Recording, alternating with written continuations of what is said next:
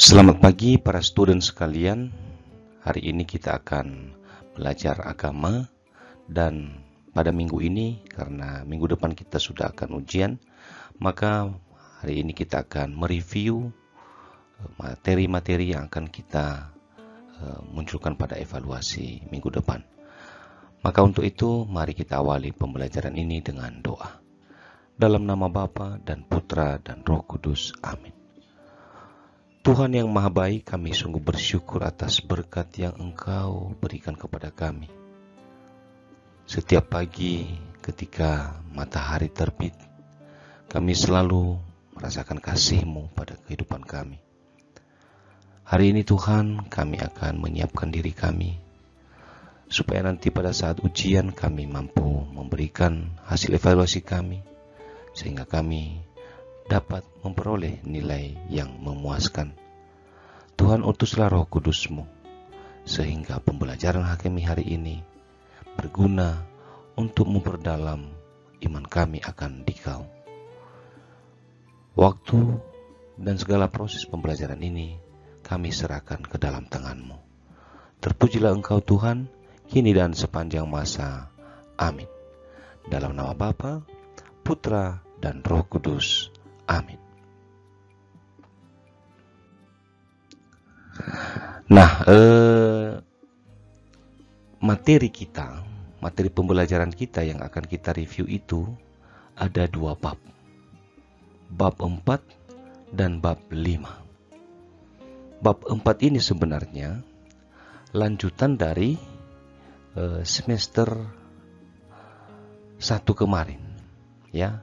Di situ kita sudah evaluasi pada penilaian akhir semester yang bagian A dan B-nya.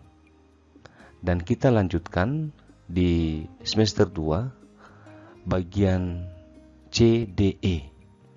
Ini tentang tugas-tugas gereja. Nah, yang kita akan pelajari di PTS ya, semester 2 ini, kita mulai dari martiria, memberi kesaksian, koinonia, membentuk persekutuan, diakonia, melayani. Nah, maka ketiga bagian ini kita akan memberikan rangkuman-rangkuman besarnya. Ya, kita awali mulai dari martiria. Apa itu martir atau kemartiran? Ya, kemartiran. Martir atau kemartiran, ya, berarti orang yang mengetahui atau menyaksikan langsung dengan mata dan kepala sendiri. Pengetahuan ini merupakan pengalaman langsung atau kesaksian langsung. Nah, kemartiran, martir, berarti ini adalah orang yang memberi kesaksian tentang siapa?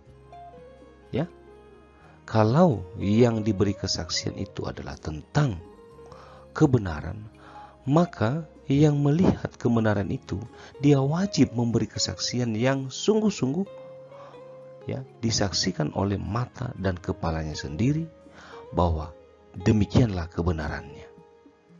Walaupun mungkin dengan kebenaran itu nyawa taruhannya. Nah, itu akan kita singgung pada soal review yang berikutnya. Nah, siapa saja para martir, ya? Dan apa yang mereka alami? Para martir itu sebenarnya sangat banyak, ya. Tetapi kalau kita lihat sejak Yesus, ya, maka menjadi saksi Kristus, ya, akan menuai banyak resiko. Karena Yesus mengalami kemartiran. Yesus juga wafat, dibunuh karena ketaatannya kepada Bapa. Nah, risiko seperti itu dialami oleh Santo Stefanus, martir pertama, ya, dan para martir atau saksi Kristus lainnya sepanjang segala abad. Nah, mereka ini rela mati daripada mengkhianati imannya. Ada banyak. Ada martir yang dibunuh karena mengantar komuni ke penjara, lalu di tengah jalan, ya, hosti yang dibawa atau komuni yang mau disambut itu mau dicemari. Sang martir tidak mau. Akhirnya dia dibunuh. Ada juga ya para gadis yang mempertahankan mahkota keperawanannya daripada menjadi budak nafsu. Dan itu adalah kemartiran mereka hingga mereka dibunuh. Nah, jadi para martir sangat banyak dalam gereja kita. Nah, bagaimana menjadi saksi Kristus? Nah, ini lebih terarah dia. Menjadi saksi Kristus berarti menyampaikan atau menunjukkan apa yang dialami dan diketahuinya tentang Yesus Kristus kepada orang lain. Ingat ya, apa yang dialaminya, apa yang diketahuinya. Maka penyampaian, penghayatan, dan pengalaman akan Yesus itu dapat dilaksanakan melalui apa? Kata-kata, sikap, dan perbuatan nyata. Nah, apa yang dialaminya dari Yesus? Apa yang diketahuinya dari Yesus? Yesus itu murah hati, maka dia wajib juga memberi kesaksian tentang murah hati. Yesus itu pengampun, maka dia juga siap sedia mengampuni sesamanya. Nah, begitulah bisa kita lihat, kita saksikan bagaimana para murid Yesus itu menjadi saksi Yesus sendiri. Bagaimana pandangan gereja tentang kemartiran? Nah, ini tegas-tegas Paus Fransiskus menyatakan bahwa iman tidak bisa dinegosiasi. Gereja kita adalah gereja para martir. Berarti apa? Ada keteguhan, ada ketegasan, ada keyakinan yang tidak bisa ditawar-tawar tentang kebenaran. Kalau gereja mengatakan inilah kebenarannya, nyawa pun berani dikorbankan. Maka kita masih ingat dalam Yohanes 16 ayat 2 apa dikatakan? Ya, kamu akan dikucilkan, bahkan akan datang saatnya bahwa setiap orang yang membunuh kamu akan menyangka bahwa ia berbuat bakti bagi Allah. Nah, itu Yohanes tadi. Yang beriman kepada Yesus dibunuh, malah itu dianggap sebagai berbakti kepada Allahnya. Nah, kan ironis seperti itu. Ya. Nah, kita lanjut. Nah, ini jelaskan apa itu persekutuan. Persekutuan ideal yang pernah ada dalam kehidupan murid Yesus ya, terjadi dalam jemaat perdana. Ini ada Kisah Rasul pasal 2 nanti, tapi ada juga yang Kisah Rasul pasal 4. Cara hidup mereka sungguh menjadi inspirasi bagi gereja sepanjang masa. Nah, kita tidak bisa meniru mereka secara harafiah. Ya, tidak bisa kita tiru. Jangan nanti ada yang tiba-tiba pulang rumah lalu pergi menjual harta miliknya. Ya. Yang bisa kita lakukan adalah kita tiru semangat dasarnya.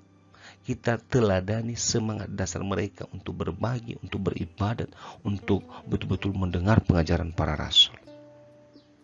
Nah, namanya itu koinonia. Maka koinonia itu bertugas, dia menyatukan, dia mengakrabkan, ya, dia mengikat tali persaudaraan jemaat, ya, dia menyatukan segala perbedaan. Nah, persekutuan. Maka tidak setiap perkumpulan disebut persekutuan. Tapi gereja adalah persekutuan. Nah, jelaskan tentang diakonia dalam gereja.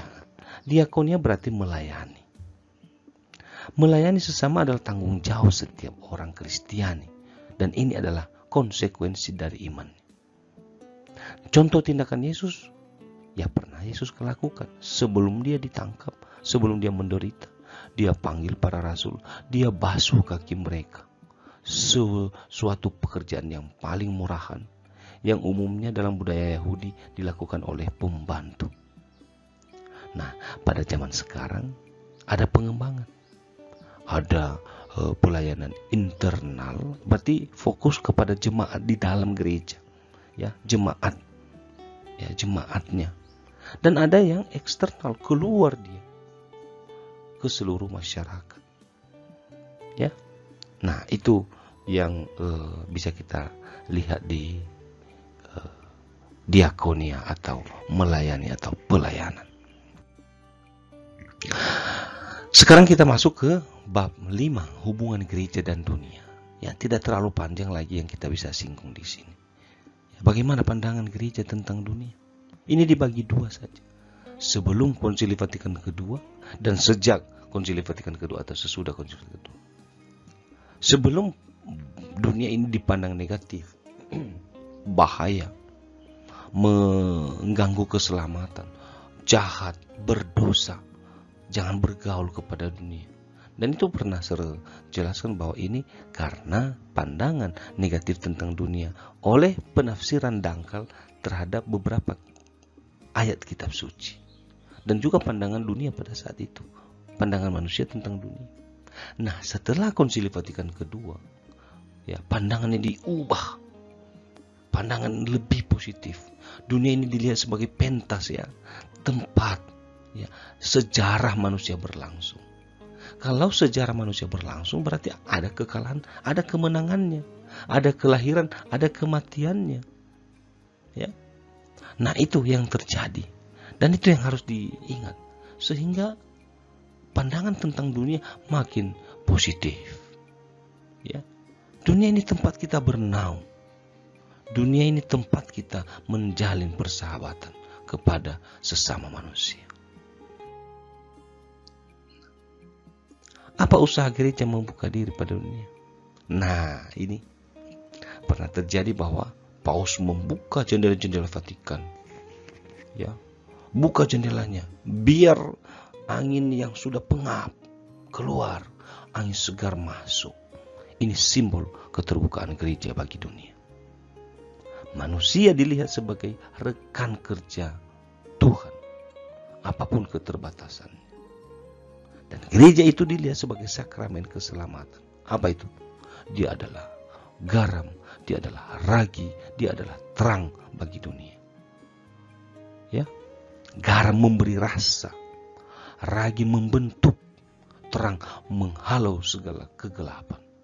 Dan itulah gereja, itulah kita. Maka kalau itu yang terjadi, pandangan kita terhadap dunia makin baik, makin positif. Begitulah, ya, review pembelajaran kita 2 bab.